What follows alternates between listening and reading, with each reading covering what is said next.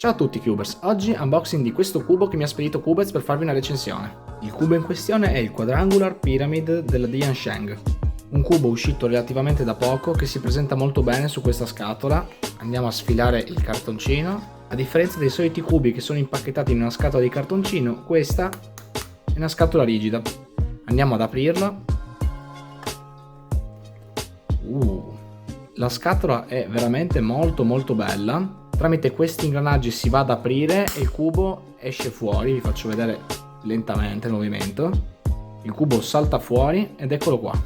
Andiamo a vedere il protagonista di questo video. Non penso servano spiegazioni per il nome di questo cubo, infatti è un 3x3 che di base è un cubo cubico, però in questo caso è stato tagliato, come vedete, affinché prenda la forma di una piramide. È un tipo di taglio molto simile a quello che si trova nei comuni Master Morphics ed è veramente molto bello. Il cubo pesa pochissimo. Se andiamo a guardare il cubo in questa posizione possiamo notare come sia effettivamente l'anello mancante tra un 3x3 e un Master Morphics.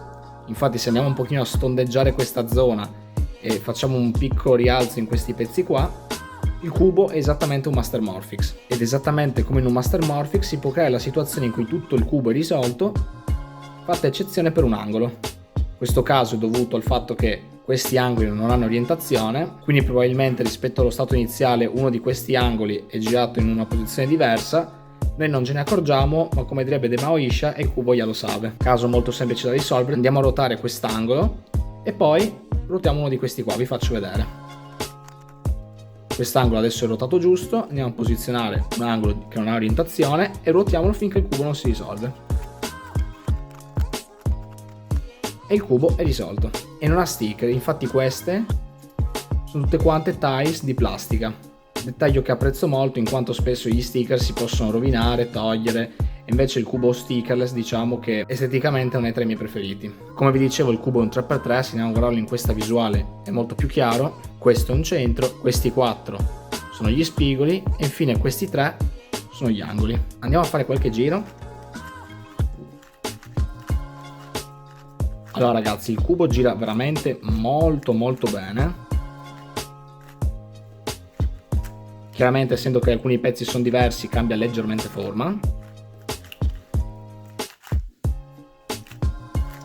Ed è sorprendente come negli anni la qualità dei cubi sia andata sempre a salire. La forma cambia soltanto per gli angoli perché come vedete gli spigoli sono tutti quanti della stessa forma, quindi non cambiano, invece gli angoli sì, ci sono questi angoli che hanno orientazione perché hanno i 3 colori, oppure ci sono angoli neutri che sono colore unico. Nonostante non sia un cubo da speed cubing ha anche un leggero taglio che va veramente molto bene.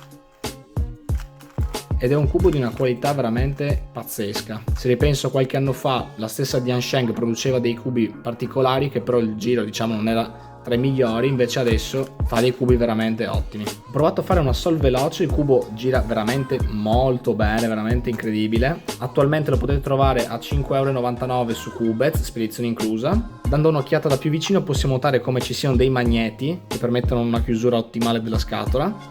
E tramite questi ingranaggi il cubo che si troverà all'interno si va a sollevare. Dettaglio veramente molto figo, sicuramente fa un'ottima figura all'interno di una collezione. Siamo giunti alla fine del video. Il cubo gira veramente molto bene, ha un packaging veramente da 10 lode, ve lo faccio rivedere un'ultima volta.